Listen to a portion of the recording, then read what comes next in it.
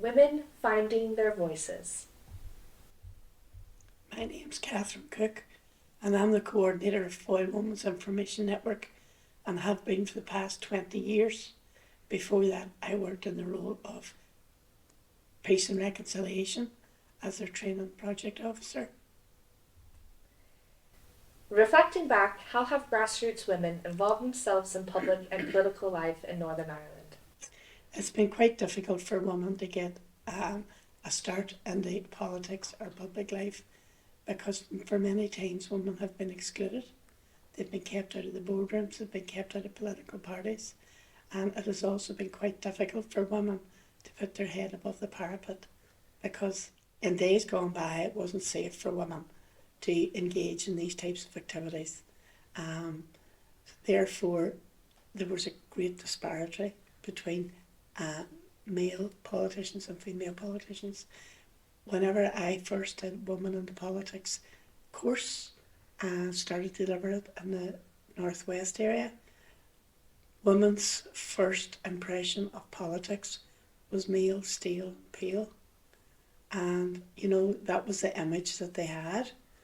Thankfully today it's a wee bit different. There are more and more women getting elected through grassroots women's work, confidence building, assertiveness training, and all the course delivery that has happened throughout the years. More and more women are beginning to take their rightful place in politics and public life, in community life, and it begins to make a difference. How have you engaged young women in politics? We have delivered many a programme, north and south, looking at women in leadership, women who are in leadership currently, and new and emerging leaders.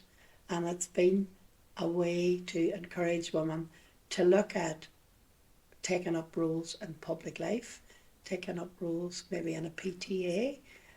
We have delivered courses that look at your community and how you can strengthen your community. And when women get interested in a community at grassroots level, then they begin to grow within themselves.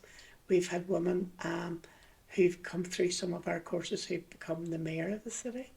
We've had women who've taken roles on public bodies, on PCSPs, and other bodies. So it is very encouraging whenever you see someone who started off saying, I could never do that, to actually doing it. It is important that women find their voice. Looking forward, what's needed next to ensure women's full political and civic participation and inclusion? I believe that there's a lot of work still to be done, and I do believe that gender quotas is something that could and should happen to encourage more women to get elected.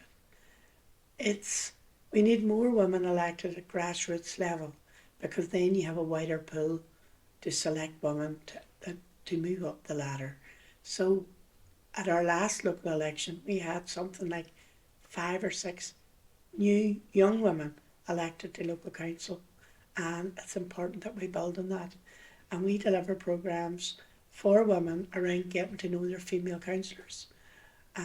We do like a pizza and politics evening where you come along and meet your elected representative, but not only that, let them know what your issues are, because women would often say, I only see them when they're coming for my vote, when they're knocking on my door.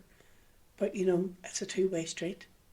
So we encourage women to engage with their politicians, and in turn that hopefully will open the door for these women to see that they too could become local politicians.